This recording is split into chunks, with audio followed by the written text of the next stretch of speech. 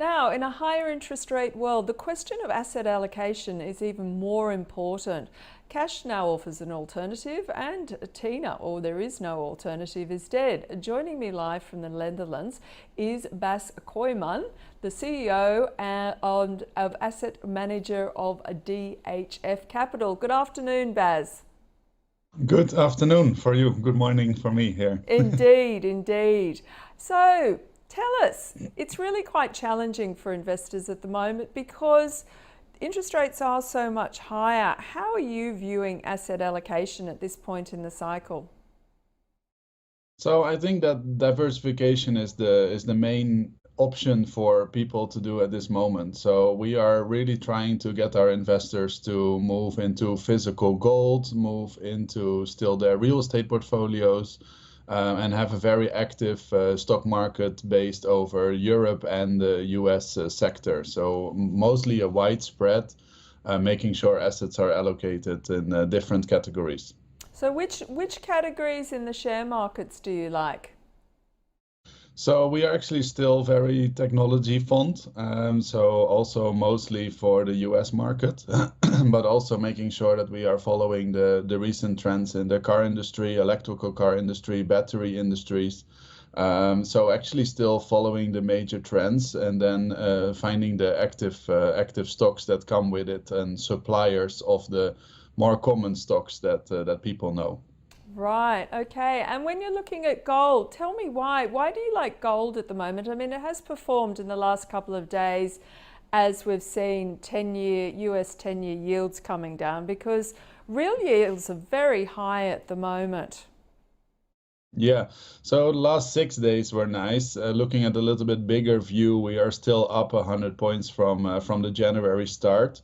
The reason why we advise physical gold as part of a portfolio for our clients, a small part, maybe 5 or 10% of total net worth or total assets, is because the general increase in gold over years is always a good hedge. When those stock markets come down, when we have a COVID crisis, when active things happen in the market, we see always the gold actually moving into the different direction. So it's an active hedge on your stock portfolio.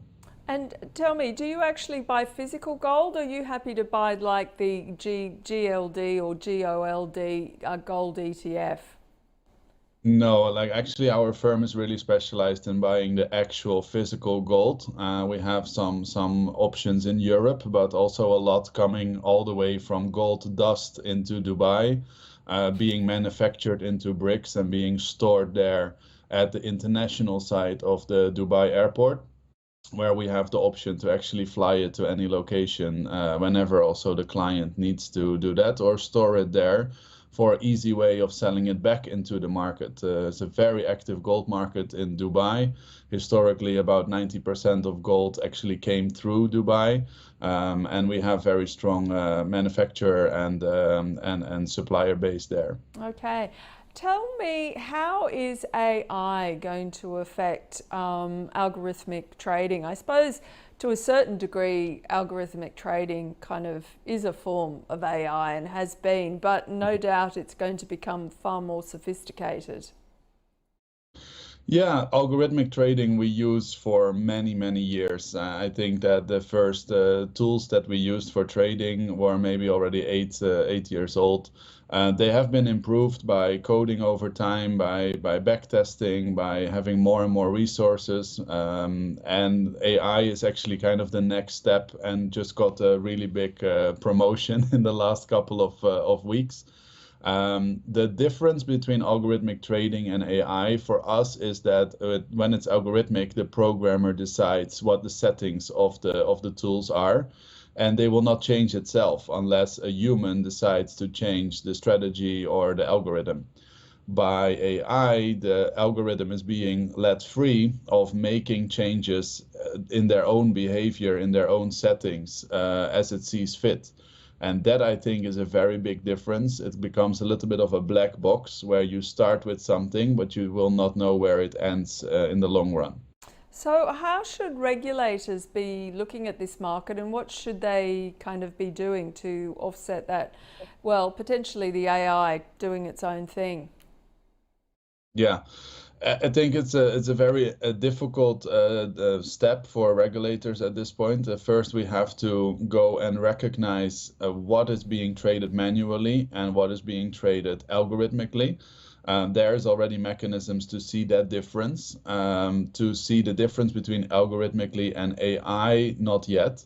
So from technical perspective, we have to start looking into when someone opens a fund saying, I am trading algorithmically, where are the limitations? Are there limitations on the amount of orders? Are there limitations on amount of order size? Will the AI be able to connect to the internet and connect to other AIs?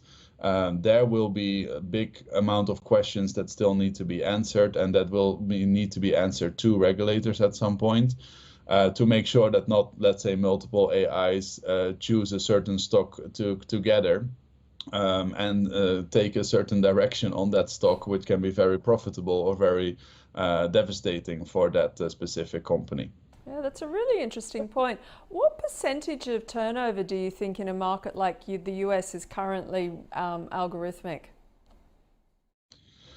I think from the currency market, we already know that about 70% is, let's say, digitally traded instead of manually. The stock market industry, I think there's still a lot of manual decisions. Something that I personally really like is the combination between human and machine, where we basically see that a machine can give suggestions or can put a pre-order in, but still needs a manual approval. That mix, I believe, is a really good and safe way of trading. So you can let algorithmic do a lot of small orders, or you let them suggest any suggestions and say like, hey, I would say this would be a good buy opportunity, and an analyst will still press the button to place the order.